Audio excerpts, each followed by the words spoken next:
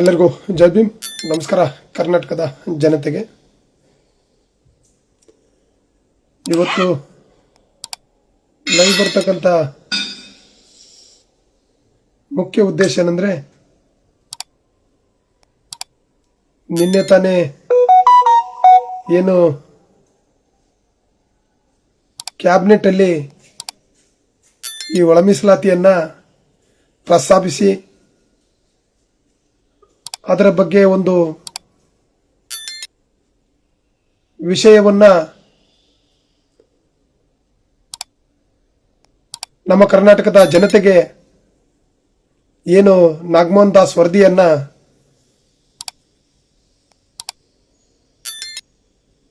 ಅದ್ರ ಬಗ್ಗೆ ಗಂಭೀರವಾದ ನಿಲುವನ್ನ ಕೈಗೊಳ್ತಾರೆ ಅನ್ಕೊಂಡಿದ್ದೀವಿ. ಯಾಕೋ ನಿನ್ನೆ ಈ ನಮ್ಮ ಒಳ ಮೀಸಲಾತಿಯನ್ನ ಏನು HM ಪ್ರೊಫೆಸರ್ ನಾಗಮೋಹನ್ ದಾಸ್ ಅವರು ಸತತ 3-4 ತಿಂಗಳಿಂದ ಈ ಒಳ ಮೀಸಲಾತಿಯ ಜನಗಣತಿ ಆಧಾರವನ್ನು ಕ್ರೋಢೀಕರಿಸಿರ್ತಕ್ಕಂಥ ಕೆಲವು ದಾಖಲಾತಿಗಳನ್ನ ಕರ್ನಾಟಕದ ಸನ್ಮಾನ್ಯ ಶ್ರೀ ಸಿದ್ದರಾಮಯ್ಯ ಸಾಹೇಬರಿಗೆ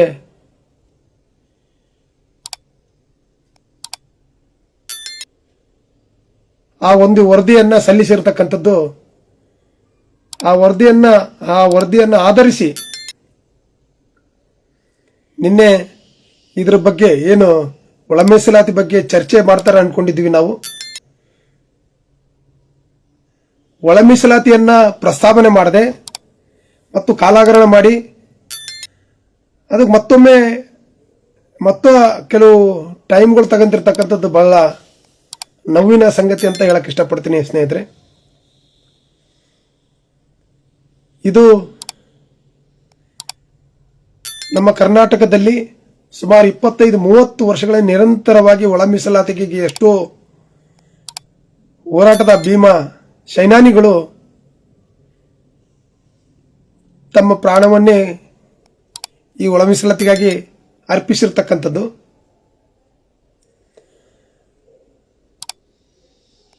ಸುಮಾರು 25-30 ವರ್ಷಗಳಿಂದ ಕೇಂದ್ರಕ್ಕೆ ಶಿಫಾರಸ್ ಮಾಡಿ ಅಂತ ಹೋರಾಟಗಳು ಮಾಡಿದ್ರು. ಕೇಂದ್ರಕ್ಕೇನೋ ಶಿಫಾರಸ್ ಆಗಿ ಬಂತು. ಕೇಂದ್ರದಲ್ಲಿ ಶಿಫಾರಸಿ ಬಂದಿರತಕ್ಕಂಥ ವರದಿಯನ್ನ ಆ ರಾಜ್ಯ ಅನುಗುಣವಾಗಿ ಆ ರಾಜ್ಯದಲ್ಲಿರ್ತಕ್ಕಂಥ ಮುಖ್ಯಮಂತ್ರಿಗಳು ಮಾಡಬಹುದು ಅಂತ 7 ಜನ ನ್ಯಾಯಾಧೀಶರ ಮೂಲಕ ಜಾರಿಯಾಗಿ ಬಂದರೂ ಸಹ ನಮ್ಮ ಕರ್ನಾಟಕದಲ್ಲಿ ಸುಮಾರು 1 ವರ್ಷ ಕಳೆದೋಗಿದೆ. ಈ ಒಳ ಮೀಸಲಾತಿಯನ್ನು ಜಾರಿಗೊಳಿಸದೆ ಸರ್ಕಾರ ಬೇರೆ ಬೇರೆ ನೆಪಗಳನ್ನು ಹೇಳುತ್ತಾ ಏನು 2012-13ರಲ್ಲಿ ಸದಾಶಿವ ಆಯೋಗರು ಜನಗಣತಿ ಆಧಾರವನ್ನು ಆಧರಿಸಿ ಕ್ರೋಢೀಕರಿಸಿ ಅವತ್ತಿನ ದಿನಗಳಲ್ಲಿ ಸಿಎಂ ಯಾರು ಸದಾನಂದ ಗೌಡರು ಸಿಎಂ ಇದ್ದಂತ ಸಂದರ್ಭಗಳಲ್ಲಿ ವರದಿಯನ್ನು ಸಲ್ಲಿಸಿರ್ತಾರೆ ಈ ಒಳ ಮೀಸಲಾತಿಯನ್ನ ಕಲ್ಪಿಸಿ ಅಂತ. ಬಿಜೆಪಿಯವರು ಮಾಡಿದ್ದಾರೆ, ನಾವ್ಯಾಕೆ ಅದನ್ನ ಮಾಡಬೇಕು ಅಂತ ಇವತ್ತಿನ ಕಾಂಗ್ರೆಸ್ಸಿನ ಒಂದು ಅಭಿಪ್ರಾಯ ಮೂಲಕ ಅವರೊಂದು ಆಯೋಗನ ರಚಿಸಿ ಮತ್ತು ಅವರು ಆಯೋಗ ರಚಿಸಿರ್ತಕ್ಕಂಥ HM ನಾಗಮೋಹನ್ ದಾಸ್ ವರದಿಯನ್ನು ಸಹ ಈಗಾಗಲೇ ಪಡೆದುಕೊಂಡು ಮತ್ತು ಒಳ ಮೀಸಲಾತಿಯನ್ನು ಜಾರಿಗೊಳಿಸದೆ ಬಹಳ ನಮ್ಮ ಸಮುದಾಯಕ್ಕೆ ಬಹಳ ದೊಡ್ಡ ದ್ರೋಹ ಮಾಡ್ತಾ ಇದ್ದಾರೆ. ಇದು ಈಗಾಗಲೇ ಹೋರಾಟಗಾರರ ಆಕ್ರೋಶ, ಹೋರಾಟಗಾರರ ಕಿಚ್ಚು ಇದು ಇಲ್ಲಿಗೆ ನಿಲ್ಲೋದಿಲ್ಲ. ನೋಡಿ, ತೆಲಂಗಾಣದಲ್ಲಿ ರೇವಂತ್ ರೆಡ್ಡಿ ಅವರು ಯಾರಿಗೆ ಎದರದೆ ಬೆದರದೆ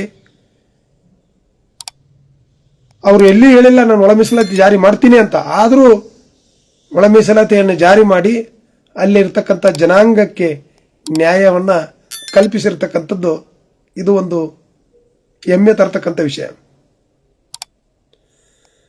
ಇವತ್ತು ನಮ್ಮ ಕರ್ನಾಟಕದ ಸನ್ಮಾನ್ಯ ಶ್ರೀ CM ಸಿದ್ದರಾಮಯ್ಯ ಅವರು ಯಾಕೆ ವಿಳಂಬ ಮಾಡ್ತಾ ಇದ್ರು ನಮಗಂತೂ ಗೊತ್ತಾಗ್ತಾ ಇಲ್ಲ. ಹಾಗೆ ನಮ್ಮ ಸಮುದಾಯದ ರಾಜಕಾರಣಿಗಳು ಸಹ ಯಾಕೆ ಮೌನ ವಹಿಸಿದರು. ಈಗ ನಾವು ನೋಡುವ ಹಾಗೆ ಸಾಮಾಜಿಕ ಜಾಲತಾಣದಲ್ಲಿ ಆಂಜನೇಯ ಸಾಹೇಬರು ಒಂದೇ ಈ ಒಳ ಮೀಸಲಾತಿಗಾಗಿ ಬಹಳಷ್ಟು ಮುಂದಾಳತ್ವ ವಹಿಸಿಕೊಂಡು ಇದ್ರ ಬಗ್ಗೆ ಬಹಳ ಆಲೋಚಿಸಿ ಎಲ್ಲರನ್ನ ಕೂಡೀಕರಿಸಿ ಎಲ್ಲ ನನ್ನ ಸಮುದಾಯದ ಜನಾಂಗದವ್ರನ್ನ ಹೀಗೆ ಮಾಡೋಣ ಹಾಗೆ ಮಾಡೋಣ ಅಂತ ಪ್ರತಿ ಜಿಲ್ಲೆಗಳಲ್ಲಿ ತಿರುಗಿ ಅವರು ಪಾಪ ಈ ಒಳ ಮೀಸಲಾತಿಗಾಗಿ ಬಹಳಷ್ಟು ಕಾಳಜಿ ವಹಿಸ್ತಾ ಇದ್ದಾರೆ. ಇವತ್ತೇನು ಸರ್ಕಾರದಲ್ಲಿ ಏನಿವತ್ತು MLAಗಳಾಗಿ ಮಿನಿಸ್ಟ್ರುಗಳಾಗಿ ಏನು ಇದಿರಲ್ಲ ನಮ್ಮ ಸಮುದಾಯದ ನಾಯಕರು, ಯಾಕೆ ನೀವು ಬಾಯಿಗೆ ಬೀಗ ಹಾಕಿಂದಿರಿ ಅಂತ ನಾನು ಪ್ರಶ್ನೆ ಮಾಡಕ್ಕೆ ಇಷ್ಟಪಡ್ತೀನಿ. ಒಂದ್ ವೇಳೆ ನಮ್ಮ ಆಂಜನೇಯ ಸಾಹೇಬರಿಗೆ ಸಚಿವ ಸ್ಥಾನ ಮತ್ತು MLAಗನ ಆಗಿದ್ರೆ ಇವತ್ತು ಅವರು ಸುಮ್ಮನೆ ಕೂಡ್ತಿದ್ದಿಲ್ಲ. ನಮ್ಮ ಒಳ ಮೀಸಲಾತಿಯನ್ನು ಅವರು ಸಾಧಿಸಿ ತೋರಿಸ್ತಿದ್ರು ಅಂತ ನನ್ನ ಒಂದು ಅಂತರಾಳದ ಭಾವನೆ. ಬಿಜೆಪಿ ಸರ್ಕಾರ ಇರೋ ಸಂದರ್ಭಗಳಲ್ಲಿ ಅವರು ಮಾಡಿಲ್ಲ, ನಾವು ಮಾಡೋಣ ಅಂತ ನಿಮಗೆ ಬರ್ತಾ ಇಲ್ಲ. ಬಿಜೆಪಿ ಅವರು ಏನ್ ಮಾಡಿದ್ರು ಅಂತ ಪ್ರಶ್ನೆ ಮಾಡೋದು, ಕಾಂಗ್ರೆಸ್ ಅವರು ಏನ್ ಮಾಡಿದ್ರು ಅಂತ ಬಿಜೆಪಿ ಅವರು ಪ್ರಶ್ನೆ ಮಾಡೋದು, JDS ಅವರು ಏನ್ ಮಾಡಿದ್ರು ಅಂತ ಇತರ ಪಕ್ಷಗಳನ್ನೇ ಕಾಲಾಗ್ರಹಣ ಮಾಡುತ್ತಾ ನಮ್ಮ ಸಮುದಾಯಕ್ಕೆ ಬಹಳಷ್ಟು ದ್ರೋಹ ಮಾಡ್ತಾ ಇದ್ದಾರೆ. ಅವ್ರ ಮೇಲೆ ಇವರಿಟ್ಟು ಬಂದು ಕೊಡೋದು, ಇವ್ರ ಮೇಲೆ ಅವರಿಟ್ಟು ಬಂದು ಕೊಡೋದು, ಒಟ್ಟಾರೆಯಾಗಿ ಈ ಒಳ ಮೀಸಲಾತಿಯನ್ನ ಕಲ್ಪಿಸದೆ ಕಾಲಾಗ್ರಹಣ ಮಾಡ್ತಾ ಇದ್ದಾರೆ. ಈಗಾಗಲೇ ಎಚ್ಚೆತ್ತುಕೊಂಡಿದ್ದಾರೆ ನನ್ನ ಸಮುದಾಯದ ಜನಾಂಗದವರು. ಮತ್ತೊಮ್ಮೆ ನಿಮ್ಮ ಸರ್ಕಾರಕ್ಕೆ ಬರಬೇಕು ಅನ್ನೋ ಒಂದು ಆಕಾಂಕ್ಷೆಗಳು ನಿಮ್ಗೆ ಇದ್ದಿದ್ದೇ ಆದರೆ ಯಾರ ಒಂದು ಗೊಡ್ಡ ಬೆದರಿಕೆಗೆ ನೀವು ಬೆದರದೆ ಸನ್ಮಾನ್ಯ ಸಿದ್ದರಾಮಯ್ಯ ಸಾಹೇಬ್ರೆ, ನೀವು ಭಾಷಣದಲ್ಲಿ ಒಂದೇ ನಾನು ಹೈಂದ ಪರ, ದಲಿತರ ಪರ, ನಾನು ಅಲ್ಪಸಂಖ್ಯಾತರ ಪರ ಅಂತಕ್ಕಂಥವರು ಈ ಒಳ ಮೀಸಲಾತಿ ಬಗ್ಗೆ ಯಾಕೋ ಬಹಳ ಬೇಜವಾಬ್ದಾರಿ ಮಾಡ್ತಾ ಇದ್ದಾರೆ. ಮತ್ತೆ ಯಾರಾದ್ರೂ ಮನವಿ ಪತ್ರ ಕೊಟ್ರೆ ನಾನೇ ಮಾಡೋದು ಕಡೆಯೋ, ನಾನೇ ಮಾಡೋದು ಅಂತ ಹೇಳ್ತೀರ. ಅದು ಕಾರ್ಯರೂಪಕ್ಕೆ ಬರ್ತಾ ಇಲ್ಲ. ಮಾಡೇ ತಿರ್ತೀವಿ ನಾವು ಅಂತ ಹೇಳ್ತೀರ. ಅದು ಸುಮ್ಮನೆ ಕಾಲಾಗ್ರಹಣ ಮಾಡ್ಕೊಂತ ಹೋಗ್ತಾ ಇದ್ದೀರ. ದಯವಿಟ್ಟು ತಮ್ಮಲ್ಲಿ ವಿನಂತಿಸ್ಕೊಳ್ಳೋದಿಷ್ಟೇ,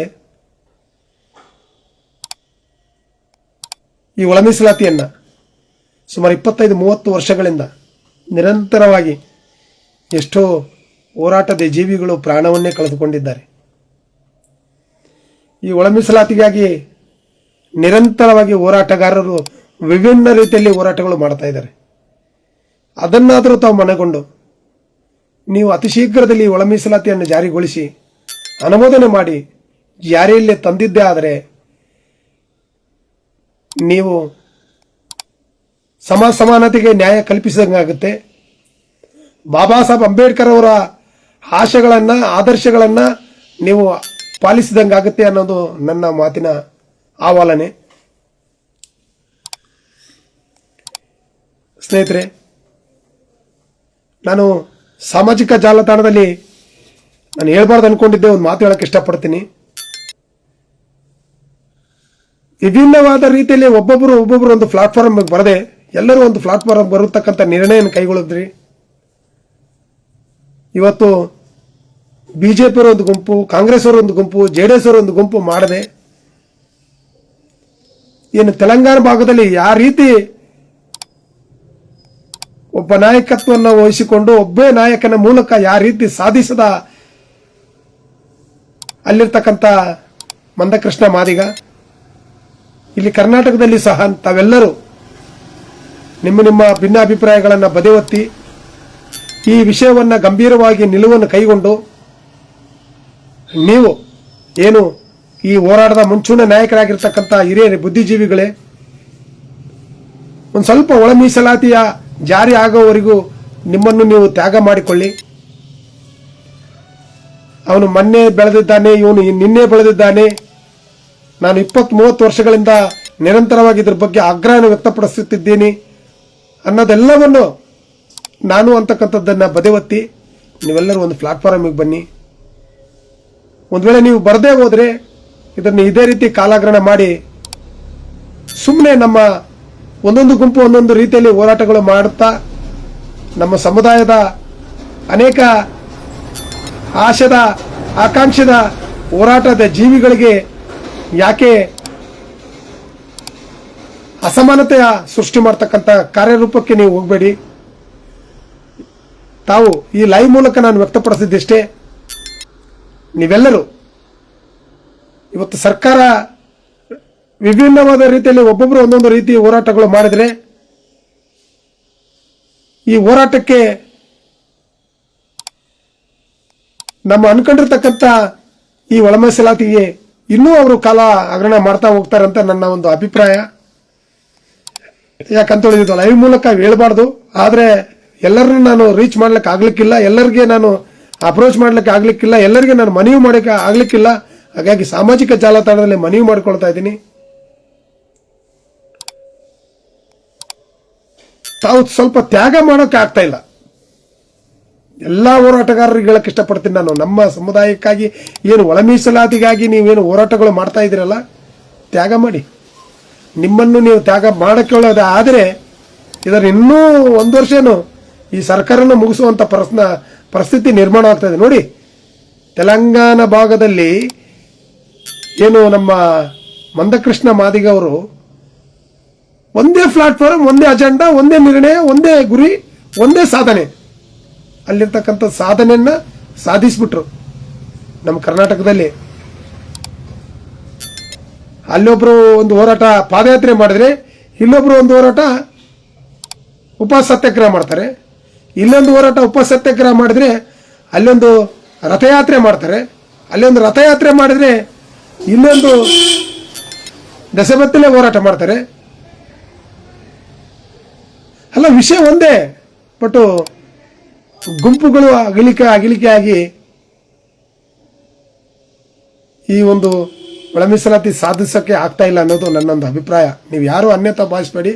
ನಾನು ಬಹಳ ಚಿಕ್ಕವನು, ಬಹಳ ನವೀನಿಂದ ಮಾತಾಡೋಕ್ಕೆ ಇಷ್ಟಪಡ್ತೀನಿ. ನಾನು ಈ ಒಳ ಮೀಸಲಾತಿಯಿಂದ ಸರ್ಕಾರ ಕೂಡಲೇ ಇದರ ಬಗ್ಗೆ ಗಂಭೀರವಾದ ನಿಲುವನ್ನು ಕೈಗೊಳ್ಳಬೇಕು ಆಗಿದ್ರೆ ತಾವು ಬಹಳ ಗಂಭೀರವಾದ ನಿಲುವು ತಗೊಳ್ಳಿ. ಏನ್ ನಿಲುವು ತಗೋಬೇಕು ಅನ್ಕೊಂಡಿದ್ರು ಆ ಗಂಭೀರವಾದ ನಿಲುವನ್ನು ಕೈಗೊಳ್ಳಿ. ಆವಾಗ ಮಾತ್ರ ಈ ಒಳ ಮೀಸಲಾತಿಯನ್ನು ಜಾರಿ ಆಗೋಕ್ಕೆ ಸಾಧ್ಯ ಅಂತಕ್ಕಂಥದ್ದು ನನ್ನ ಒಂದು ಮಾತಿನ ಅಭಿಪ್ರಾಯ. ಯಾರು ಅನ್ಯತಾ ಭಾವಿಸಬೇಡಿ.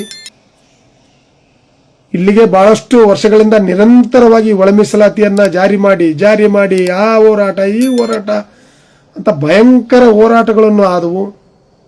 ಇಲ್ಲಿಗೆ ಅಂತಿಮ ಹೋರಾಟ ಅನ್ಕೊಂಡ್ವಿ, ಇದೇ ಅಂತಿಮ ನಿರ್ಣಯ, ಇದೇ ಲಾಸ್ಟು ಅಂತ ನಾವು ಅನ್ಕೊಂಡ ಬರ್ತಾ ಇದ್ದೀವಿ. ಬಿಜೆಪಿ ಒಂದು ಗುಂಪು ಪ್ರತಿಭಟನೆ ಮಾಡ್ತದೆ, ಕಾಂಗ್ರೆಸ್ ಒಂದು ಗುಂಪು ಪ್ರತಿಭಟನೆ ಮಾಡ್ತದೆ, JDS ಒಂದು ಗುಂಪು ಮಾಡ್ತದೆ. ವಿಷಯ ಒಂದೇ, ಒಳ ಮೀಸಲಾತಿ ಜಾರಿಗೊಳಿಸಿ. ಈ ಬಿಜೆಪಿಯವರು ಮಾಡ್ತಾ ಇದ್ದಾರೆ, ನಾವ್ಯಾಕೆ ಮಾಡೋಣ ಅಂತ ಕಾಂಗ್ರೆಸ್ ಅವರು ಮಾಡ್ತಾ ಇದ್ದಾರೆ, ನಾವ್ಯಾಕೆ ಇದ್ರ ಬಗ್ಗೆ ಅವ್ರು ಹೇಳಿದ್ರೆ ಮಾತ್ರ ಜಾರಿ ಮಾಡ್ಬೇಕೇನು, ನಾವು ಅವರಿದ್ದಾಗ ಮಾಡಕ್ ಬರಲ್ಲೇನು, ಮಾಡ್ಬೋದಿತ್ತಲ್ಲ ಅಂತ ಕಾಂಗ್ರೆಸ್ ಅವರು ಇಲ್ಲಿ ಒಬ್ಬರ ಮೇಲೆ ಒಬ್ರು ಬಂದಿಕ್ಕಿಟ್ಟು ಈ ಒಳ ಮೀಸಲಾತಿಯನ್ನು ವಿಳಂಬ ಮಾಡ್ತಾ ಇದ್ದಾರೆ. ತಾವು ನೋಡ್ಬೋದು, ಬಹುಶಃ ನಮ್ಮ ಕರ್ನಾಟಕದಲ್ಲಿ ಆದಷ್ಟು ಚಳವಳಿ ಈ ನಮ್ಮ ಭಾರತದಲ್ಲಿ ಆಗಿಲ್ಲ ಅನ್ನೋ ಅಂತ ಹೇಳಕ್ಕೆ ಇಷ್ಟಪಡ್ತೀನಿ. ಈ ಒಂದು ಒಳ ಮೀಸಲಾತಿಯ ಚಳವಳಿ ಸರ್ಕಾರ ಎಚ್ಚೆತ್ತುಕೊಡಬೇಕಂದ್ರೆ, ಸರ್ಕಾರ ಇದ್ರ ಬಗ್ಗೆ ಗಂಭೀರವಾದ ನಿಲುವನ್ನು ಕೈಗೊಳ್ಳಬೇಕಾದ್ರೆ ಹೋರಾಟಗಾರರು ಮೊದಲು ನಮ್ಮ ಸಮುದಾಯದ ಏನು ಎಲ್ಲ ರಾಜಕಾರಣಿಗಳು ತಾವು ಹೇಳಿದಿರಲ್ಲ, ತಾವು ಸಹ ನಿಮ್ಮ ಒಂದು ರಾಜಕೀಯವನ್ನು ಬದೆವತ್ರಿ. ಸೋತವನು ಗೆಲ್ಲೋದಿಲ್ಲ ಅನ್ಕೋಬೇಡಿ. ಗೆದ್ದಿರ. ಗೆದ್ದವನು ಸೋಲೋದಿಲ್ಲ ಅಂತ ನೀವು ಅಂದ್ಕೋಬೇಡಿ. ಸೋಲ್ತೀರಾ. ಸೋಲು ಗೆಲುವಿನ ಮಧ್ಯನೇ ನಿಮ್ಮ ಜೀವನ, ನಮ್ಮ ಜೀವನ. ಈ ಒಳ ಮೀಸಲಾತಿಯನ್ನು ಸಾಧಿಸುವುದಕ್ಕಾಸರು ಆದರೂ ಸ್ವಲ್ಪ ತ್ಯಾಗ ಮಾಡಿ. ತ್ಯಾಗದ ರಾಜಕಾರಣ ತ್ಯಾಗ ಮಾಡಿದ್ರೆ, ನೀವು ಬೀದಿಗೆ ಬಂದರೆ ಲಕ್ಷಾಂತರ ಜನ ಹೊರಗೆ ಬರ್ತಾರೆ. ನೋಡಿ, ಹೆಚ್ಚಾಂಜನೇಯ ಸಾಹೇಬರು ಒಂದೇ ಬರ್ತಾ ಇದ್ದಾರೆ. ಇವತ್ತೇನು ನಾರಾಯಣ ಸ್ವಾಮಿಯೂ ಬೇದಿಗೆ ಬಂದಾನೆ. ಗೋವಿಂದ ಕಾರಜೋಳ ಅವರಂತೂ ಬಡಿ ಅವರು ಹೀಗೆ ಎತ್ತುತ್ತಾ ಇದ್ದಾರೆ ದನಿ, ಆ ಭಾಗದಾಗ ದನಿ ಎತ್ತಾ ಇದ್ದಾರೆ. ಬಟ್ ಅಧಿಕಾರ ಇದ್ದಾಗ ಅವ್ರೂ ಇದೇ ಥರ ವಿಳಂಬ ಮಾಡಿದ್ರು. ಒಟ್ಟು ನೀವು ನಿಮ್ಮ ಪಕ್ಷಕ್ಕೆ ಗುಲಾಮರಾಗಿ ಕೆಲಸ ಮಾಡಬೇಡ್ರಿ. ನಿಮ್ಮ ಪಕ್ಷಕ್ಕೋಸ್ಕರ ನಿಮ್ಮನ್ನು ನೀವು ಮಾರಾಟ ಆಗಬೇಡ್ರಿ. ಇದು ನಾವೇನು MBBS IAS IPS ಆಗ್ತಕ್ಕಂಥವ್ರಲ್ಲ. ನಾವೇನು ನಮ್ಮ ಮಕ್ಕಳ ಪೀಳಿಗೆಗಾಗಿ, ನಾವೇನು ಕೋಟ್ಯಾಧಿಪತಿ ಸಾಹುಕಾರರು MLAಗಳು ಆಗ್ಬೇಕು ಅಂತ ಆಕಾಂಕ್ಷೆಗಳು ಇದ್ದಂಥವ್ರಲ್ಲ. ದಯವಿಟ್ಟು ಎಚ್ಚೆತ್ತುಕೊಂಡು ಈ ಒಳ ಮೀಸಲಾತಿಗಾಗಿ ಎಲ್ಲ ರಾಜ್ಯಾಧ್ಯಕ್ಷರುಗಳು ತ್ಯಾಗ ಮಾಡ್ರಿ. ತ್ಯಾಗ ಮಾಡಿದ್ದೇ ಆದರೆ ಈ ಒಳ ಮೀಸಲಾತಿಯನ್ನು ಸಾಧಿಸೋಗೋದಕ್ಕೆ ಆಗುತ್ತೆ. ನಾನು ಅತ ಮಾಡಿದ ನಾನ್ಯಾಕೆ ಮಾಡಮು, ಇತ ಮಾಡಿದ ನಾನ್ಯಾಕೆ ಮಾಡಮು ಅಂತ ಬರೀ ಒಬ್ಬರ ಮೇಲೆ ಒಬ್ಬರು ಹೇಳಿಕೆ ಅಂತ ಹೋದರೆ ಇದು ಸಾಧಿಸೋಕೆ ಆಗೋದಿಲ್ಲ. ಹಾಗಾಗಿ ದಯವಿಟ್ಟು ತಮ್ಮಲ್ಲಿ ವಿನಂತಿಸಿಕೊಳ್ಳೋದಿಷ್ಟೇ. ಎಷ್ಟು ಮಾತಾಡಿದ್ರು ಇಷ್ಟೇ ಐತೆ ಇದು ಒಳ ಮೀಸಲಾತಿ ಬಗ್ಗೆ. ನಿನ್ನೆ ಈ ಒಳ ಮೀಸಲಾತಿ ಬಗ್ಗೆ ಏನು ಕ್ಯಾಬಿನೆಟಲ್ಲಿ ಚರ್ಚೆ ಮಾಡಿ ಇದಕ್ಕೊಂದು ನಿರ್ಣಯವನ್ನು ಕೈಗೊಂಡು ಈ ನಮ್ಮ ಕರ್ನಾಟಕದ ರಾಜ್ಯದ ಜನತೆಗೆ ಒಂದು ಸಿಹಿ ಸುದ್ದಿ ಕೊಡ್ತಾರೆ ಅನ್ಕೊಂಡಿದ್ದೀವಿ. ನಾವು ಕೊಡೋಕ್ಕಾಗಲಿಲ್ಲ ನಿನ್ನೆ ಸಿಹಿ ಸುದ್ದಿ. ಎಷ್ಟೋ ಜನ ತಮ್ಮ ಫೇಸ್ಬುಕ್ ವಾಲ್ನಲ್ಲಿ ತಮ್ಮ ಅಸಮಾನತೆಯ ಒಂದು ಬರವಣಿಗೆಯನ್ನು ವ್ಯಕ್ತಪಡಿಸಿಕೊಂಡಿದ್ದಾರೆ. ಸರ್ ನಮಸ್ಕಾರ sir. Live good morning sir. ಲೈವಲ್ಲಿ ಇದ್ದೀನಿ, ಸ್ವಲ್ಪ ಬರ್ತೀರಾ ಸರ್? ಓಕೆ. ಇವತ್ತು ಯಾಕಂತೇಳು ಮೊದಲು ನೀವು ಹೋರಾಟಗಾರರು, ಮೊದಲು ನೀವು ಒಂದು ಅಜೆಂಡಾ ಏನು ಇದೆ, ಬಟ್ ವಿಭಿನ್ನವಾದಂಥ ರೀತಿಯಲ್ಲಿ ಮಾಡ್ತಾ ಇದ್ದೀರಾ. ಆ ಒಂದು ಗುಂಪು ಬೇರೆ, ಈ ಒಂದು ಗುಂಪು ಬೇರೆ, ಈ ಒಂದು ಗುಂಪು ಬೇರೆ, ಕಾಂಗ್ರೆಸ್ ಒಂದು ಗುಂಪು ಬೇರೆ, BJP ಅವರೊಂದು ಗುಂಪು ಬೇರೆ, JDS ಅವರೊಂದು ಗುಂಪು ಬೇರೆ. ಈ ಗುಂಪುಗಳನ್ನ ಮಧ್ಯದಲ್ಲೇ ಅವ್ರೇನು ಮಾಡ್ತಾ ಇದ್ದಾರೆ, ಕೆಲವು ಕಾಲಾವಕಾಶಗಳನ್ನು ತಗೊಂಡು ಅದನ್ನೇ ನೋಡಿ 1 ವರ್ಷ ಆಯಿತು. 1 ವರ್ಷ ಸಂಪೂರ್ಣವಾಗಿ ಆಯಿತು. ಏನು ಕೇಂದ್ರಕ್ಕೆ ಕಳಿಸಿ ಅಂತಾನೆ 30 ವರ್ಷ 25-30 ವರ್ಷ ಹೋರಾಟ ಮಾಡಿದ್ರು. 25-30 ವರ್ಷಗಳ ಕೇಂದ್ರಕ್ಕೆ ಕಳಿಸೋಕೆ ಮಾಡಿದ್ರು. ಕೇಂದ್ರದಲ್ಲಿ 7 ಜನ ನ್ಯಾಯಾಧೀಶರ ಮೂಲಕ ರಾಜ್ಯದಲ್ಲಿ ಒಳ ಮೀಸಲಾತಿಯನ್ನ ಕಲ್ಪಿಸಿ ಕೊಡಬಹುದು ಅಂತ ಅವರು ಮಾಡ್ರಿ ಅಂತ ಅವರ ಅಲ್ಲಿನ ವರದಿ ಬಂದರೂ ಸಹ ಕರ್ನಾಟಕದಲ್ಲಿ ಈ ಒಳ ಮೀಸಲಾತಿಯನ್ನ ಜಾರಿಗೊಳಿಸದೆ ಸುಮ್ಮನೆ ವಿಳಂಬ ಮಾಡ್ತಾ ಇದ್ದಾರೆ. ವಿಳಂಬ ಯಾಕೆ ಮಾಡ್ತಾ ಇದ್ದಾರೆ ಅಂದ್ರೆ ಇಲ್ಲಿನ ಹೋರಾಟಗಾರರ ನಿಲುವಿಲ್ಲ, ವಿಷಯವೇನಿದೆ, ತ್ಯಾಗ ಮಾಡ್ತಕ್ಕಂಥ ತ್ಯಾಗದ ಗುಣಗಳಿಲ್ಲ. ಒಬ್ಬೊಬ್ಬರು ಒಂದೊಂದು ರೀತಿಯಲ್ಲಿ ಆತ ಮಾಡಿದ್ರೆ ಈತ ಮಾಡಿದ್ರೆ ಹೋಗೋದಿಲ್ಲ ಆತ ಮಾಡಿದ್ರೆ ಈತ ಹೋಗ್ಬಾರ್ದು, ಈತ ಮಾಡಿದ್ರೆ ಆತ ಹೋಗ್ಬಾರ್ದು. ಒಬ್ಬೊಬ್ಬರನ್ನ ತೋರಿಸಿ ಕಲಾಸ್ ಹೋರಾಟ ಕೊಲಾಸ್ ಮಾಡೋದು. ನೋಡಿ ಏನು ಮಾಡಿದ್ರು, ಒಳ ಮೀಸಲಾತಿಗಾಗಿ ಕೂಡಲ ಸಂಗಮದಿಂದ ಬೆಂಗಳೂರುವರೆಗೆ ಪಾದಯಾತ್ರೆ ಮಾಡಿದ್ರು. ನಮಗಿನ ಮುಂಚಿತವಾಗಿ ಬೆಳಗಾವಿಯಲ್ಲಿ ಬೆತ್ತದ ಏಟು ತಿಂದ್ರಂತೆ. ನಾವು ಕೇಳಿದ್ದೀವಿ ಹೋರಾಟಗಾರರು. ಬೆಳಗಾವಿಯಲ್ಲಿ ಈ ಒಳ ಮೀಸಲಾತಿಗಾಗಿ ತಮ್ಮ ಪ್ರಾಣವನ್ನೇ ಕಳಗುವ ಪರಿಸ್ಥಿತಿಯಲ್ಲಿ ಬಂದು ಎಷ್ಟೋ ಜನರಿಗೆ ಇವತ್ತು ಕೇಸುಗಳು ಹಾಕಿಕೊಂಡು ಇವತ್ತಿಗೂ ಅಡ್ಡಾಡ್ತಾ ಇದ್ದಾರೆ. ಯಾವುದಕ್ಕೋಸ್ಕರ? ತಮ್ಮ ಭೂಮಿಗಾಗಿ ಅಲ್ಲ, ತಮ್ಮ ಮನೆಗಾಗಿ ಅಲ್ಲ, ತಮ್ಮ ಕುಟುಂಬಕ್ಕಾಗಿ ಅಲ್ಲ, ಸಮಸ್ತ ನಾಡಿನ ಜನತೆಯ ಏಳಿಗೆಗಾಗಿ ಅವತ್ತಿನ ದಿನಗಳಲ್ಲಿ ಬೆಳಗಾವಿಯಲ್ಲಿ ಬೆತ್ತದ ಏಟುಗಳನ್ನು ತಲೆ ಓಡಿಸಿಕೊಂಡು ಸಾವಿನ ಏನಂತಾರ ಬದುಕಿ ಸಾವಿನ ಜೊತೆ ಅರಸಾಹಸವನ್ನು ಪೆಟ್ಟುಗಳನ್ನು ತಿಂದು ಇವತ್ತಿಗೂ ಅವರು ಆ ಒಂದು ಕೊರಗಿನಲ್ಲಿ ಇದ್ದಾರೆ. ಕೆಲವರು ಆ ಒಂದು ಏಟು ತಿಂದಂಥವ್ರು ಇವತ್ತು ಅವರು ನಮ್ಮ ಜೊತೆಗೆ ಇರ್ಲಿಕ್ಕಿಲ್ಲ, ಅಮರ ವೀರರಾಗಿದ್ದಾರೆ ಅವರು. ಮತ್ತು ಹುಬ್ಬಳ್ಳಿಯಲ್ಲಿ ಒಂದು ದೊಡ್ಡ ಕಾರ್ಯಕ್ರಮ ಹಮ್ಮಿಕೊಂಡ್ರೆ ಆ ಕಾರ್ಯಕ್ರಮಕ್ಕೆ ಲಕ್ಷಾಂತರ ಜನ ಬಂದರು. ಹೋಗುವ ಸಂದರ್ಭಗಳಲ್ಲಿ 4-5 ಜನ ಅಪಘಾತದಿಂದ ಮರಣ ಹೊಂದಿದ್ರು. ಈ ಒಳ ಮೀಸಲಾತಿಗಾಗಿ ಕೂಡಲ ಸಂಗಮದಿಂದ ಬೆಂಗಳೂರುವರೆಗೆ ಫ್ರೀಡಂ ಪಾರ್ಕ್ವರೆಗೆ ಕಾಲ್ನಡಿಗೆ ಜಾಥಾ ಮಾಡಿದ್ರು. ಯಾತಕ್ಕೋಸ್ಕರ? ಈ ಒಳ ಮೀಸಲಾತಿಗಾಗಿ.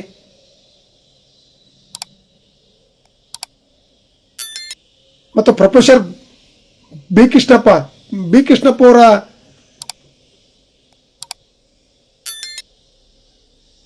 ಅವರ ಜನ್ಮ ಸ್ಥಳದಿಂದ ಬೆಂಗಳೂರುವರೆಗೆ ಪಾದಯಾತ್ರೆ ಮಾಡಿದರು. ಮತ್ತು ಎಲ್ಲ ಮೀಸಲಾ ಕ್ಷೇತ್ರಗಳಲ್ಲಿ ಬೈಕ್ ರ್ಯಾಲಿ ಮಾಡಿದರು. ಮತ್ತೊಂದು ಸಾರಿ ಪ್ರೊಫೆಸರ್ ಬಿ ಕೃಷ್ಣಪ್ಪ ಅವರ ಜನ್ಮಸ್ಥಳದಿಂದ ಅಲ್ಲಿಂದ ಮತ್ತೊಮ್ಮೆ ಪಾದಯಾತ್ರೆ ಮಾಡಿದರು.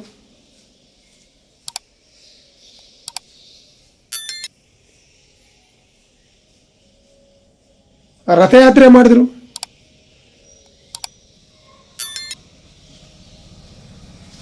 ಏನು ಎರಡ ಎಲ್ಲ ಜಿಲ್ಲೆಗಳಲ್ಲಿ ಮತ್ತು ಒಳ ಮೀಸಲಾತಿಗಾಗಿ ಭಾಸ್ಕರ್ ಪ್ರಸಾದ್ ಇವರ ನಾಯಕತ್ವದಲ್ಲಿ ಪ್ರತಿಭಟನೆ ಮಾಡಿದರು. ಸುಮಾರು ಭಾಸ್ಕರ್ ಪ್ರಸಾದ್ ಅವರ ನಾಯಕತ್ವದಲ್ಲಿ ಸುಮಾರು ಏನಿಲ್ಲಪ್ಪ ಅಂದ್ರೆ ಸತತ ಒಂದು 5-6 ತಿಂಗಳ ನಿರಂತರವಾಗಿ ಈ ಒಳ ಮೀಸಲಾತಿಗಾಗಿ ತಾವು ಕುಟುಂಬವನ್ನೇ ಬದಿಗೊತ್ತಿ ಈ ಒಳ ಮೀಸಲಾತಿಗೆ ನಿರಂತರವಾಗಿ ಆರೋಗ್ಯದ ಏರುಪೇರಾದರೂ ಸಹ ಯಾವುದೇ ಕಾರಣಕ್ಕೂ ಅವರು ಒಳ ಮೀಸಲಾತಿ ಪಡೆದುಕೊಳ್ಳುವವರೆಗೂ ನಾವು ಮನೆಗೆ ಹೋಗೋದಿಲ್ಲ ಅಂತ ಶಪಥ ಮಾಡಿದರು. ಆ ಶಪಥ ಮಾಡುವ ಸಂದರ್ಭಗಳಲ್ಲಿ ರಾಜಕಾರಣಿಗಳು ಯಾವುದೋ ರೀತಿಯಲ್ಲಿ ಬರೀ ಅವರಿಗೆ ಹತ್ತಿಕ್ಕತಕ್ಕಂಥದ್ದು ಕೇಸ್ಗಳಾಗ್ತಕ್ಕಂಥ ಸಂದರ್ಭಗಳು ಬಂದವು. ಅವರೇನು ಭೂಮಿ ಕೊಡಿ ನನಗೆ, ಆಸ್ತಿ ಕೊಡಿ ನಮಗೆ, ನಮ್ಮ ಊರಿನ ನಮ್ಮ ನಗರಗಳನ್ನು ಅಭಿವೃದ್ಧಿ ಮಾಡಿ ಅಂತ ಪ್ರತಿಭಟಿಸಿಲ್ಲ.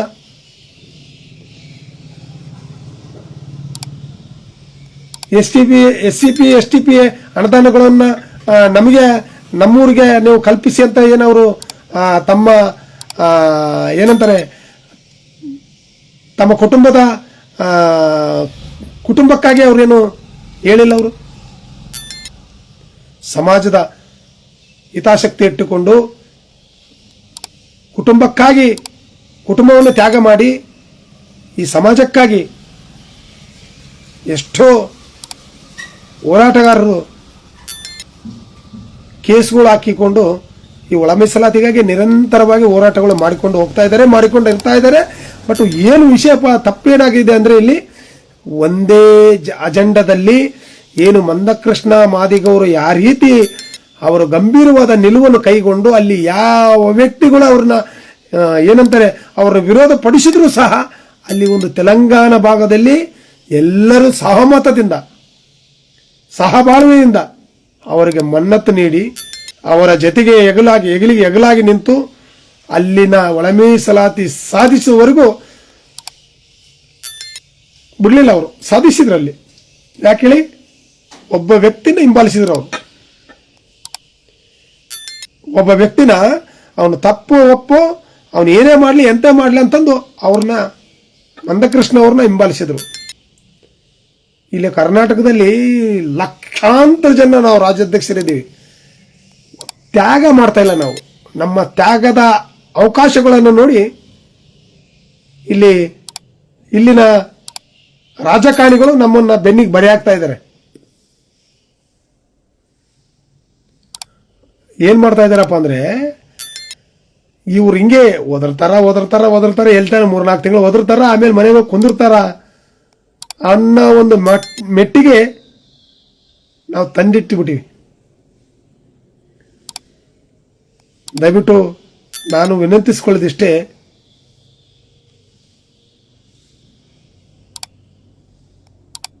ಯಾವುದೇ ಕಾರಣಕ್ಕೂ ಇದರ ಬಗ್ಗೆ ನಾವು ನಿರ್ಲಕ್ಷ್ಯ ವಹಿಸದೆ, ಏನು ಒಳ ಮೀಸಲಾತಿಗಾಗಿ ನಿರಂತರ ವಿಭಿನ್ನವಾದಂಥ ರೀತಿಯಲ್ಲಿ ಮಾಡದೆ ಎಲ್ಲರೂ ಒಂದೇ ಪ್ಲಾಟ್ಫಾರ್ಮ್ಗೆ ಸೇರಿ ಇದಕ್ಕೊಂದು ನೀವೆಲ್ಲರೂ ಸ್ವಲ್ಪ ತ್ಯಾಗ ಮಾಡಿ, ಅವ್ರು ಮಾಡ್ಯಾರ ನಾವು ಯಾಕೆ ಮಾಡಬೇಕು, ನಾವು ಮಾಡಿವಿ ಅವ್ರು ಯಾಕೆ ಮಾಡಬೇಕು ಅನ್ನೋದಕ್ಕಿಂತ ನೀವೆಲ್ಲರೂ ಸ್ವಲ್ಪ ತ್ಯಾಗ ಮಾಡಿದ್ದೇ ಆದರೆ ಒಂದೇ ದಿನದಾಗೆ ಈ ಕ್ಯಾಬಿನೆಟಲ್ಲಿ ಅವರು ಚರ್ಚೆ ಮಾಡಿ ಈ ಏನು ಒಳ ಮೀಸಲಾತಿಯನ್ನು ಜಾರಿ ಮಾಡ್ತಾರ ಅನ್ನೋದು ನನ್ನ ನಂಬಿಕೆ. ಯಾಕೆಂತೇಳೋ ಅವ್ರು ಏನು ಮಾಡ್ತಾ ಇದ್ದಾರೆ ಅಂದರೆ, ಇವರಲ್ಲಿ ಒಬ್ಬೊಬ್ಬರು ಒಂದೊಂದು ರೀತಿಯಲ್ಲಿ ಮಾಡ್ತಾ ಇದ್ದಾರ. ಇವ್ರು ಬಿಟ್ಟು ಅವ್ರು ಮಾಡ್ತಾರೆ, ಅವ್ರು ಬಿಟ್ಟು ಇವ್ರು ಮಾಡ್ತಾರ. ಒಟ್ಟು ಇದೇ ರೀತಿ ಮಾಡ್ಕೊಂತ ಹೋಗ್ಲಿ, ನಾವು ಹೇಳ್ಕೊಂತ ಹೋಗೋಣ ಅನ್ನೋ ಒಂದು ಅವರ ಅಭಿಪ್ರಾಯಗಳು ಇದಾವ. ಹಾಗಾಗಿ ನೀವು ಎಲ್ಲರೂ ದೊಡ್ಡ ಹೋರಾಟಗಾರರು ಏನು ಇದೀರ, ತಾವು ಹಿರಿಯ ಬುದ್ಧಿಜೀವಿಗಳು, ತಾವೆಲ್ಲರೂ ಒಂದು ವೇದಿಕೆಯಲ್ಲಿ ಸೇರಿ ನಿಮ್ಮನ್ನು ನೀವು ತ್ಯಾಗ ಮಾಡಿಕೊಳ್ಳಿ. ಯುವಕರೇನು ಬರ್ತಾರೆ, ಯಾರು ಕರೆದ್ರು ಹೋಗ್ತಾರೆ, ಯುವಕರೆಲ್ಲರೂ ಹೋಗ್ಬಿಡ್ತಾರೆ. ಯಾಕೆ ಹೇಳ, ಇದು ನಮ್ಮ ಏಳಿಗೆಗಾಗಿ, ನಮ್ಮ ಸಮುದಾಯದ ಒಂದು ಘನತೆ ಗೌರವಕ್ಕಾಗಿ ಅಂತ ಎಲ್ಲರಿಗೂ ಬಂದಿದೆ. ಯಾಕಪ್ಪ ಅಂದರೆ ಬೇಸತ್ತವ್ರು ಯಾಕಂತ ಅವ್ರ ಮನಸ್ಸು ಬೇಜಾರಾಗಿರತಕ್ಕಂಥ ಉದ್ದೇಶ ಏನಂದರೆ, ಎಷ್ಟು ಹೋರಾಟಗಳಂತ ಮಾಡ್ತೀರಪ್ಪ ಅನ್ನೋದೊಂದು ಬಿಟ್ಟು ಇನ್ನೊಂದಿಲ್ಲ, ಮತ್ತೊಂದಿಲ್ಲ, ಮಗದೊಂದಿಲ್ಲ. ಇದನ್ನು ಸಾಧಿಸಬೇಕು, ಇದನ್ನು ಪಡೆದುಕೊಳ್ಳಬೇಕಪ್ಪ ಅಂದರೆ ಒಂದೇ ಒಂದು ನಿರ್ಣಯನ ಕೈಗೊಂಡು ಒಂದು ದಿನ ತಾವೆಲ್ಲ ಇಡೀ ರಾಜ್ಯಕ್ಕೆ ಕರಿಕೊಡಿ. ಇಡೀ ರಾಜ್ಯದ ರಾಜ್ಯಾಧ್ಯಕ್ಷರುಗಳು ನಾವೆಲ್ಲರೂ ಒಂದಾಗಿದ್ದೇವೆ. ಈ ಒಂದಾಗಿರ್ತಕ್ಕಂಥ ನಾವು ಈ ಸಮಾಜದಲ್ಲಿರ್ತಕ್ಕಂಥವರು, ನಾವು ಯಾವತ್ತಿಗೂ ನಾವು 100 ಸಂಘಟನೆ 1000 ಸಂಘಟನೆಗಳು ಇದ್ದರೂ ಸಹ ನಾವು ಈ ಒಳ ಮೀಸಲಾತಿಯನ್ನು ಸಾಧಿಸೋವರೆಗೂ ನಾವು ನಿದ್ದೆ ಮಾಡೋದಿಲ್ಲ ಅಂತ ಶಪಥ ಮಾಡಿ ನೋಡಿ. ಹೆಂಗೆ ಮಾಡಲ್ಲ ಅವರು.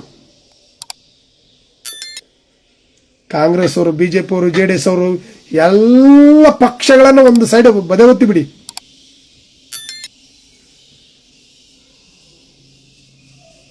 ಬದಿಗೊತ್ತಿ ನೀವು ಒಂದು ವೇಳೆ ಇದಕ್ಕೆ ಗಂಭೀರವಾದ ನಿಲುವನ್ನು ಕೈಗೊಂಡಿದ್ದೇ ಆದರೆ ಒಂದೇ ದಿನದ ಒಳಗಡೆ ಈ ಒಳ ಮೀಸಲಾತಿಯನ್ನು ಕ್ಯಾಬಿನೆಟ್ನಲ್ಲಿ ಬಿಲ್ ಪಾಸ್ ಮಾಡಿಲ್ಲ ಅಂದರೆ ನಾನು ಮೀಸೆ ಬಳಸಿಬಿಡ್ತೀನಿ.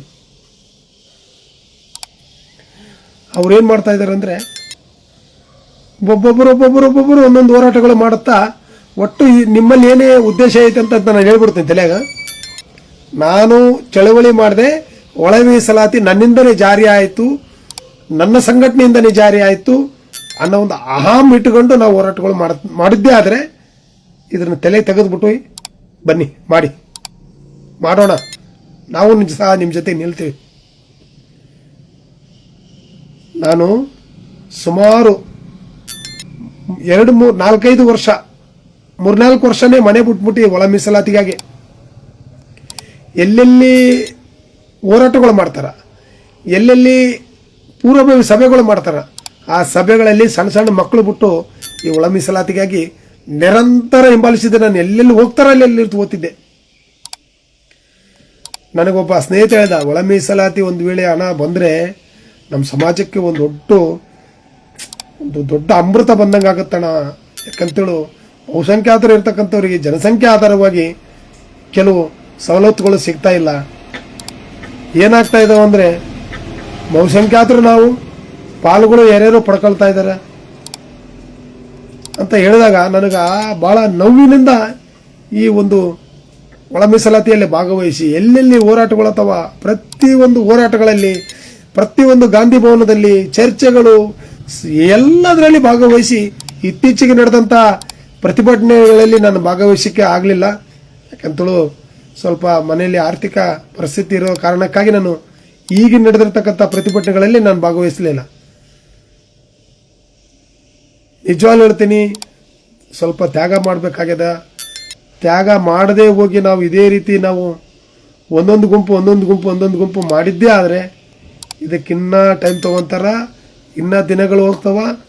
ಈ ಒಳ ಮೀಸಲಾತಿ ನಮಗೆ ಸುಮ್ಮನೆ ಕಾಲಹರಣ ಮಾಡಿ ಮತ್ತು ಸರ್ಕಾರ, ಬೇರೆ ಸರ್ಕಾರ ಮತ್ತೊಂದು ಎಲೆಕ್ಷನ್ ಬಂದಾಗ ನಿಮಗೆ ಸೀಟ್ ಕೊಡ್ತೀವಲ್ಲ ಮತ್ತೆ ಅದ್ರ ಬಗ್ಗೆ ಸ್ವಲ್ಪ ದಿನ ಚಕಾರತ್ತದೆ ಆಸೆ. ನಾನು MLA ಆಗಬೇಕು, MP ಆಗಬೇಕು, ಎಲ್ಲರಿಗೆ ಕನಸಿರ್ತಾವಲ್ಲ. ಏನು ಬಾಬಾ ಸಾಹೇಬ್ ಅಂಬೇಡ್ಕರ್ ಹೇಳಿದ್ದೇನು, ರಾಜ್ಯಾಧಿಕಾರಗಳನ್ನು ನೀವು ಪಡೆದಾಗ ನೀವು ಭಿಕ್ಷೆ ಬೇಡೋದು ಅವಶ್ಯಕತೆ ಇಲ್ಲ, ನೀವೇ ಭಿಕ್ಷೆ ಬೇಡೋ ಅಂತ ಆಗೋದಿಲ್ಲ, ದಾನ ಧರ್ಮ ಮಾಡೋರು ಅಂತ ಆಗ್ತೀರಿ ಅಂತ ಏನು ಹೇಳಿರ್ತಕ್ಕಂಥ ಆಶೆಗಳನ್ನು ನಾವು ರಾಜ್ಯಾಧಿಕಾರ ಆಗ್ಬೇಕು ಅನ್ನೋದಕ್ಕೋಸ್ಕರ ಬಕೆಟ್ ಹಿಡಿಯೋ ಕೆಲಸ ಮಾಡಿಬಿಡ್ತೀರ. ಅಂಬೇಡ್ಕರ್ ಏನು ಹೇಳಿದ್ರು, ರಾಜ್ಯಾಧಿಕಾರಿಗಳು ಏನು ಹಿಡೀರಿ, ಬಕೆಟ್ ಹಿಡಿದು ಗೇಸಿ ಹಿಡಿಬಾಡ್ರಿ.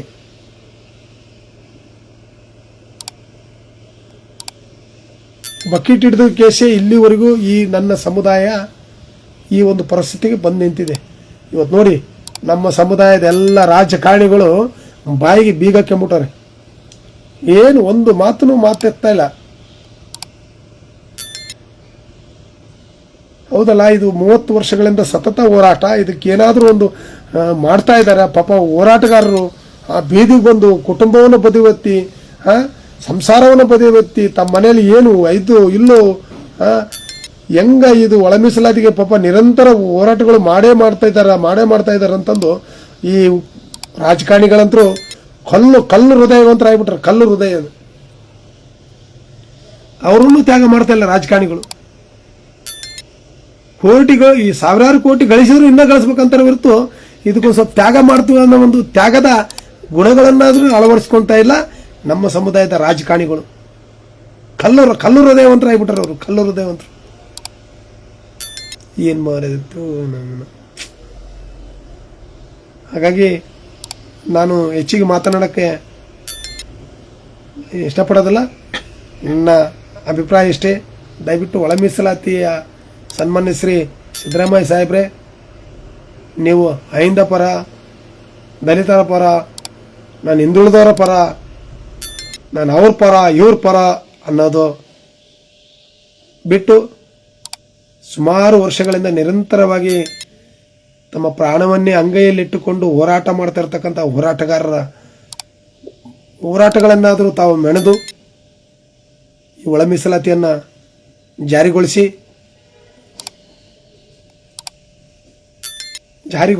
ಜಾರಿಗೊಳಿಸಿ ನಮಗೆ ಒಂದು ನ್ಯಾಯವನ್ನು ಕಲ್ಪಿಸಿಕೊಡಿ ಅಂತ ಸಾಮಾಜಿಕ ಜಾಲತಾಣದಲ್ಲಿ ನಿಮ್ಮಲ್ಲಿ ಮತ್ತೊಮ್ಮೆ ಕೈ ಮುಗಿದು ವಿನಂತಿಸಿಕೊಳ್ತೀನಿ. ಒಳ ಮೀಸಲಾತಿ ಜಾರಿ ಮಾಡಿ. ನೀವು ಯಾರಿಗೆ ಯಾಕೆ ಎದುರು ಕೂಗ್ತೀರಿ? ಸಮಾನತೆಗಾಗಿ ಹಂಚಿಕೆ ಮಾಡಿ. ನೋಡಿ, ಯಾರು ಜನಸಂಖ್ಯೆ ಎಷ್ಟಿದೆ, ಅವ್ರ ಜನಸಂಖ್ಯೆ ಆಧಾರವನ್ನು ಕೂಡಿಕಡೆ ಮಾಡ್ಕೊಂಡಿರಲ್ಲ. ನೋಡಿ, BJP ಸರ್ಕಾರದ ಸಂದರ್ಭಗಳಲ್ಲಿ ಯಾರು ನಮ್ಮ ನಾಗಮೋಹನ್ ದಾಸ್ ಅವ್ರದ್ದು ಒಂದು ವರದಿಯನ್ನು ತಗೊಂಡ್ರು. ಮತ್ತು ಅದೇ BJP ಸರ್ಕಾರ ಇರೋ ಸಂದರ್ಭಗಳಲ್ಲಿ ಸದಾಶಿವ ಆಯೋಗ ಒಂದು ವರದಿಯನ್ನು ತಗೊಂಡ್ರಿ. ಅವೆರಡು BJP ಸರ್ಕಾರವ್ರು ಮಾಡಿದ್ದಾರೆ. ನಾವ್ಯಾಕೆ ಮಾಡಬಾರ್ದು? ನಮ್ದೊಂದು ಜನಗಣತಿ ಬೇಕು ಅಂತೇಳಿ ಇವತ್ತು ಕಾಂಗ್ರೆಸ್ ಅವರು ಸಹ ಅವರಿಬ್ಬರದ್ದು ವರದಿ ನಾವ್ಯಾಕೆ ತಗೊಂಬ, ನಮ್ದು ಬೇಕು, ನಮ್ಮ ವರದಿನೂ ಬೇಕು ಅಂತ ಇವರು ಕಾಲಾಗ್ರಹಣ ಮಾಡಿ ಇವರೊಂದು ವರದಿನೂ ಸಹ ಪಡ್ಕೊಂಡಿದ್ದಾರೆ ಈಗಾಗಲೇ. HM ನಾಗಮೋಹನ್ ದಾಸ್ ಅವರ ವರದಿಗಳೇನು ಪಡ್ಕೊಳ್ತಾ ಇದ್ದೀರಾ, ಬಟ್ ವರದಿಗಳ ಪ್ರಕಾರ ಕೋಟ್ಯಾಂತರ ರೂಪಾಯಿ ರೊಕ್ಕನ ಸುರಿದು ವರದಿಗಳನ್ನು ಪಡ್ಕೊಂಡು ಬಟ್ ಅದಕ್ಕೆ ಅಂತಿಮ ಫುಲ್ ಸ್ಟಾಪ್ ಮಾಡ್ತಾ ಇಲ್ಲ, ವರದಿನ ಎಕ್ಸ್ಪ್ಲೈನ್ ಮಾಡ್ತಾ ಇಲ್ಲ. ವರದಿ ಬಂದಿರತಕ್ಕಂಥ ವರದಿ ಪ್ರಕಾರ ಆದರೂ ಗಂಭೀರವಾದ ನಿಲುವನ್ನಂಸರು ಕೈಗೊಳ್ತಾ ಇಲ್ಲ. ಸುಮ್ಮನೆ ಮೀನಾವೇಶ ಮಾಡಿ ಕಾಲಹರಣ ಮಾಡ್ತಾ ನಮ್ಮ ಸಮಾಜಕ್ಕೆ ಮತ್ತೊಬ್ಬ ಹೊರೇ ಹೋರಾಟಗಳು ಮಾಡ್ತಾ ಮಾಡಲಿ ಅಂತ ನೀವು ಸುಮ್ಮನೆ ನಮ್ಮನ್ನು ಬೀದಿಗೆ ತರ್ತಾ ಇದ್ದೀರಾ. ದಯವಿಟ್ಟು ಇದಕ್ಕೊಂದು ಗಂಭೀರವಾದ ನಿಲುವನ್ನು ಕೈಗೊಂಡು ನಮ್ಮ ಸಮುದಾಯಕ್ಕೆ ನ್ಯಾಯವನ್ನು ಕಲ್ಪಿಸಿಕೊಡಿ. ನಮ್ಮ ಸಮುದಾಯಕ್ಕೆ ಒಂದೇ ಅಲ್ಲ, ಎಲ್ಲ ಸಮುದಾಯ 101 ಜಾತಿಗೆ ಸಮುದಾಯವನ್ನು ಕಲ್ಪಿಸಿದಂಗಾಗುತ್ತಾ, ಅವರೆಲ್ಲರಿಗೂ ನ್ಯಾಯ ಕೊಡಿಸಿದಂಗಾಗುತ್ತಾ, ನ್ಯಾಯ ಕೊಟ್ಟಂಗಾಗುತ್ತಾ. ಹಾಗಾಗಿ ನಾನು ಸನ್ಮಾನ್ಯ ಶ್ರೀ ಸಿದ್ದರಾಮಯ್ಯ ಸಾಹೇಬರಿಗೆ, DK ಶಿವಕುಮಾರ್ ಸಾಹೇಬರಿಗೆ ಮನವಿ ಮಾಡ್ಕೊಳ್ತಾ ಇದ್ದೀನಿ ಮತ್ತು ನಮ್ಮ ಎಲ್ಲ ರಾಜ್ಯಾಧ್ಯಕ್ಷರುಗಳಿಗೆ ಮನವಿ ಮಾಡ್ಕೊಳ್ತಾ ಇದ್ದೀನಿ. ತಾವು ನಿಜವಾಗ್ಲೂ ತಮ್ಮಲ್ಲಿ ಸ್ವಲ್ಪ ಈ ಒಳ ಮೀಸಲಾತಿಗೋಸ್ಕರ ಆದರೂ ತಾವು ನಿಮ್ಮನ್ನು ನೀವು ತ್ಯಾಗ ಮಾಡಿಕೊಳ್ಳಿ. ಆಮೇಲೆ ನಿಮ್ಮ ಅಜೆಂಡಗಳ ಮೂಲಕ ನೀವು ಪ್ರತಿಭಟಿಸಿ, ನಿಮ್ಮ ಅಜೆಂಡಗಳ ಮೂಲಕ ನೀವು ಏನಾದರೂ ಮಾಡಿ. ನಿಮ್ಮ ವೈಯಕ್ತಿಕ ಅಭಿಪ್ರಾಯಗಳಿಗೆ ನಾನು ಹೇಳಾರೆ. ದಯವಿಟ್ಟು ಇದೊಂದು ಒಳ ಮೀಸಲಾತಿಗಾದರೂ ಎಲ್ಲರಲ್ಲಿ ನಾನು ಮತ್ತೊಮ್ಮೆ ರಾಜ್ಯಾಧ್ಯಕ್ಷರುಗಳು, ನಮ್ಮ ಸಮುದಾಯದ ರಾಜ್ಯಾಧ್ಯಕ್ಷರು ತಮ್ಮೆಲ್ಲರಲ್ಲಿ ಕೈ ಮುಗಿದು ವಿನಂತಿಸ್ಕೊಳ್ತೀನಿ, ಸ್ವಲ್ಪ ತ್ಯಾಗ ಮಾಡಿ. BJPಯವರು, ಕಾಂಗ್ರೆಸ್ ಅವರು, JDS ಅವರು, ಬೇರೆ ಬೇರೆ ಪಕ್ಷದವರು ಎಲ್ಲರೂ ಏನು ತೆಲಂಗಾಣದಲ್ಲಿ ಯಾವ ರೀತಿ ಒಬ್ಬ ವ್ಯಕ್ತಿ ಮೂಲಕ ಒಂದು ಶಕ್ತಿಯನ್ನು ಸ್ಪರ್ಧಿಸಿ ಶಕ್ತಿಯನ್ನು ಮೂಲಕ ಒಳ ಮೀಸಲಾತಿ ನೋಡಿ ಅಲ್ಲಿ ಒಂದು 500 ಅಲಿಗೆಗಳ ಟಮಟೆಗಳ ಮೂಲಕ ನಾವು ಪ್ರತಿಭಟಿಸ್ತೀವಿ ಅಂತ ಒಂದು ಕರೆ ಕೊಟ್ಟ, ಒಂದು ಕರೆ ಮೂಲಕನೇ ನೋಡಿ, ಒಂದು ಕರೆ ಮೂಲಕನೇ ಅಲ್ಲಿರ್ತಕ್ಕಂಥ ಒಂದು ಗಟ್ಟಿತನ ಅನ್ನತಕ್ಕಂಥದ್ದು ಗೊತ್ತಾದ ನಂತರ ರೇವಂತ್ ರೆಡ್ಡಿ ಅವರು ಇಮಿಡಿಯೇಟ್ಲಾಗಿ ಎಲ್ಲಪ್ಪ ಇವರು ಕಿರಿಕಿರಿ ಅಂತ ಜಾರಿಗೊಳಿಸಿಬಿಟ್ಟ. ಇಲ್ಲಿ ಕರೆ ಕೊಡ್ತೀರಾ, 100 ಕರೆಗಳು ಕೊಡ್ತೀರಾ, ಆ 100 ಕರೆಗಳಿಗೆ ಅವ್ರು ಏನು ಇಂಥ 1000 ಹೋರಾಟಗಳು ಮಾಡಿಕೊಳ್ಳಿ, ನಮ್ಗೇನು ಭಯ ಏನಿಲ್ಲ ಅಂತ ಬೇಜವಾಬ್ದಾರಿ ಮಾಡ್ತಾ ಇದ್ದಾನ ಸನ್ಮಾನ್ಯ ಸಿದ್ದರಾಮಯ್ಯ ಸಾಹೇಬರು. ನಾವು ಒಂದು ಕರೆ ಕೊಟ್ಟರೆ ಇವರು ಕರೆ ಕೊಟ್ಟರೆ ನಮ್ಮ ಚೇರ್ ಅಳ್ಳಾಡ್ತದಂತ ಒಂದು ಕರೆ ಕೊಡೋಂಥ ಶಕ್ತಿ ನಮ್ಮ ರಾಜ್ಯಾಧ್ಯಕ್ಷರುಗಳು ಎಲ್ಲರೂ ಹಿರಿಯ ಬುದ್ಧಿಜೀವಿಗಳು. ದಯವಿಟ್ಟು ತಮ್ಮಲ್ಲಿ ನಾನು ಕೈ ಮುಗಿದು ವಿನಂತಿಸ್ಕೊಳ್ತೀನಿ, ತಾವೆಲ್ಲರೂ ಒಂದಾಗಿ ಬೆಂಗಳೂರಲ್ಲಿ ಸೇರ್ತಿರು, ರಾಯಚೂರಲ್ಲಿ ಸೇರ್ತಿರು, ಚಿತ್ರದುರ್ಗದಲ್ಲಿ ಸೇರ್ತಿರು, ಬೆಳಗಾವಲ್ಲಿ ಸೇರ್ತಿರು, ಎಲ್ಲಿ ಸೇರ್ತೀರಿ ಒಂದು ಕಡೆ ಒಂದು ಮೀಟಿಂಗ್ ಮಾಡಿಬಿಟ್ಟು ಇದಕ್ಕೊಂದು ಗಂಭೀರವಾದ ನಿಲುವನ್ನು ಕೈಗೊಳ್ಳಿ. ನೀವು ತ್ಯಾಗ ಮಾಡಿ, ಅವನು ಮುಂದೋತಾನೆ, ಇವನು ಮುಂದೋತಾನೆ, ಇವನು ಮುಂದೋತಾನೆ, ಅವನು ಮುಂದೋತಾನೆ, ಇವನು ಮುಂದೋತಾನೆ, ಅವ್ನು ಮಾಡಿದ್ರೆ ನಾವು ಯಾಕೆ ಹೋಗ್ಬೇಕು, ಇವನು ಮಾಡಿದ್ರೆ ನಾವು ಯಾಕೆ ಹೋಗ್ಬೇಕು, ಬರೇ ಒಬ್ಬರ ಮೇಲೆ ಒಬ್ಬರು ತೋರಿಸ್ಕೊಂಡು ಅಲ್ಲಿ ಅವನು 3ನೇದವನು ಬಂದು ಲಾಭ ಪಡ್ಕೊಳ್ತಾ ಇದ್ದಾನೆ. ನೀವು ಅವನು ಮಾಡಕತ್ತಾನೆ, ಇವನು ಯಾಕೆ ಹೋಗ್ಬೇಕು, ಇವ್ನು ಮಾಡಕತ್ತಾನೆ, ಅವನು ಯಾಕೆ ಹೋಗ್ಬೇಕು, ಬರೀ ನಿಮ್ಮಲ್ಲಿ ನೀವು ಅಸಮಾನತೆ ಮಾಡಿಕೊಂಡು 3ನೇದವನು ಲಾಭ ಪಡ್ಕೊಳ್ತಾ ಇದ್ದಾನೆ. ಈ ಒಳ ಮೀಸಲಾತಿಗಾಗಿ 3ನೇದವನು ಲಾಭ ಪಡ್ಕೊಂಡು ಕೋಟ್ಯಾಧಿಪತಿ ಸಾಹುಕಾರಗಳು ಆಗ್ತಾ ಇದ್ದಾರೆ. ದಯವಿಟ್ಟು ಎಲ್ಲ ರಾಜ್ಯಾಧ್ಯಕ್ಷರುಗಳಲ್ಲಿ ವಿನಂತಿಸ್ಕೊಳ್ಳೋದಿಷ್ಟೇ, ತ್ಯಾಗ ಮಾಡಿ,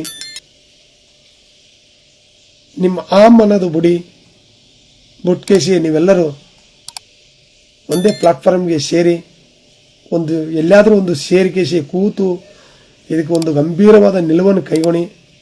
ನಮ್ಮ ರಾಜ್ಯದ ಜನತೆಗೆ ನೋಡಪ್ಪ, ಇವಾಗಲಾದರೂ ನಮ್ಮ ಸಮುದಾಯದ ಎಲ್ಲ ನಾಯಕರು ಒಂದು ಪ್ಲಾಟ್ಫಾರ್ಮ್ಗೆ ಸೇರಿದ್ದಾರೆ ಅಂತ ಒಂದು ಹಬ್ಬದ ರೀತಿಯಲ್ಲಿ ಆಚರಿಸಿಕೊಂಡು ಸಂತೋಷದವಾಗಿ ಹೋಳಿಗೆ ತುಪ್ಪ ಕಟ್ಟಿಕೊಂಡು ಪ್ರತಿಭಟನೆಗೆ ನಿಂತು ಕುಂತು, ಇಲ್ಲ ಊಟ ಅನ್ನ ಸಾರು ಎಲ್ಲ ಬಿಟ್ಟು ಏನಾದರೂ ಇದಕ್ಕೆ ಒಂದು ಫುಲ್ ಸ್ಟಾಪ್ ಮಾಡುವಂಥ ನಿರ್ಣಯವನ್ನು ಕೈಗೊಳ್ತೀರಿ ಅಂತ ಆಶಾಭಾವದ ಮೂಲಕ ಸಾಮಾಜಿಕ ಜಾಲತಾಣದಲ್ಲಿ ನಾನು ಬಹಳಷ್ಟು ಎದುರು ನೋಡ್ತಾ ಇದ್ದೀನಿ. ನನ್ನ ಸಾಮಾನ್ಯವಾದ ವ್ಯಕ್ತಿ ಹನುಮಂತ ಕೋಟೆ ನಾನೇನು ದೊಡ್ಡ ಪ್ರೊಫೆಸರ್ ಅಲ್ಲ, ಆ ಎಂಬ ಅಕ್ಷರ ಬರಲಾರ್ದಂಥವನು, ಸಮಾಜದ ಬಗ್ಗೆ ಅಪಾರ ಗೌರವ ಇರ್ತಕ್ಕಂಥವನು, ಸಮಾಜಕ್ಕಾಗಿ ಏನಾದರೂ ಒಂದು ಸಾಧಿಸಬೇಕಂತ ಛಲ ತೊಟ್ಟಿರ್ತಕ್ಕಂಥವನು. ನನ್ನ ಬಕೆಟ್ ಹಿಡಿದು ಬೆಳೆದಂಥವನಲ್ಲ. ನನ್ನ ಜೀವನೇ ಏನಾದರೂ ಒಂದು ತ್ಯಾಗ ಮಾಡೋಣ, ಯಾಕೆಂತೇಳಿ ಇವತ್ತೆಲ್ಲ ನಾನು ಸರ್ವಧರ್ಮ ಅಂತ ಒಂದೇನು ಪ್ಲಾಟ್ಫಾರ್ಮ್ ಮೇಲೆ ಹೋಗ್ತಾ ಇದ್ದೀನಲ್ಲ, ಎಲ್ಲ ಮಹನೀಯರ ಆದರ್ಶಗಳನ್ನು ಎದೆಗಳಲ್ಲಿ ಇಟ್ಟುಕೊಂಡು ಒಂದು ಸಾಮಾಜಿಕ ಸೇವೆ ಮಾಡಿಕೊಂಡು ಹೋಗ್ತಾ ಇದ್ದೀನಿ. ಇವತ್ತು ಕೆಲವರು ನನ್ನ ಬಗ್ಗೆ ಏನಾದರೂ ಅಂದುಕೊಳ್ಬೋದು, ನಾನು ದೊಡ್ಡ ಪ್ರೊಫೆಸರ್ ಅಂತ ಹೇಳ್ಕೊಂತ ಇಲ್ಲ, ದೊಡ್ಡ ಇಂಟೆಲಿಜೆಂಟ್ ಅಂತ ಹೇಳ್ಕೊಂತ ಇಲ್ಲ, ದೊಡ್ಡ ಜ್ಞಾನವಂತನು ಅಂತ ಹೇಳ್ಕೊಂತ ಇಲ್ಲ.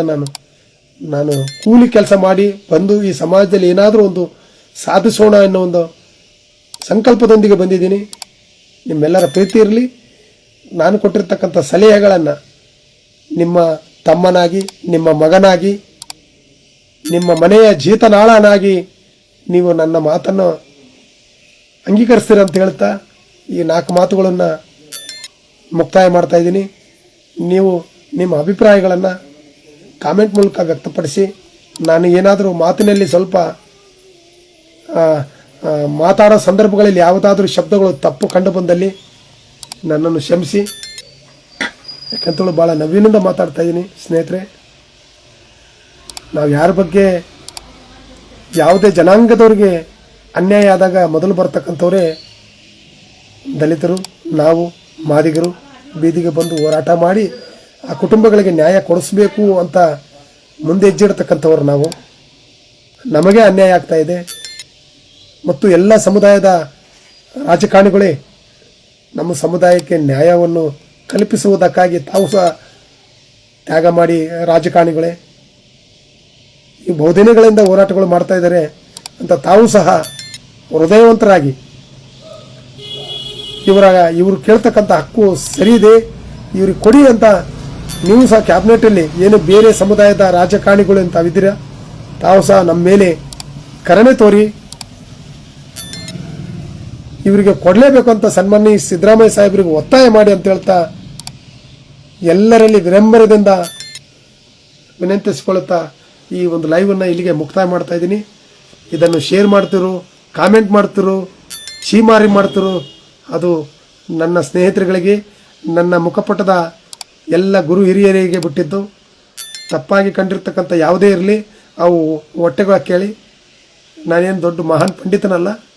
ನನಗೆ ತಿಳಿದಿರ್ತಕ್ಕಂಥ ಅಲ್ಪ ಜ್ಞಾನದ ಮೂಲಕ ಈ ಒಂದು ಸಾಮಾಜಿಕ ಲೈವ್ ಮೂಲಕ ವ್ಯಕ್ತಪಡಿಸ್ತಾ ಇದ್ದೀನಿ. ಎಲ್ಲರನ್ನೂ ಒಳ್ಳೆಯದನ್ನೇ ಬಯಸುವಂಥವು ನಾನು. ದಿನ ಬೆಳಕಿರಿದ್ರೆ ಯಾರಿಗೆ ಏನು ಒಳ್ಳೇದು ಮಾಡಬೇಕು ಅಂತಕ್ಕಂಥ ಚಿಂತಿಸುವಂಥ ಚಿಂತಕ ನಾನು.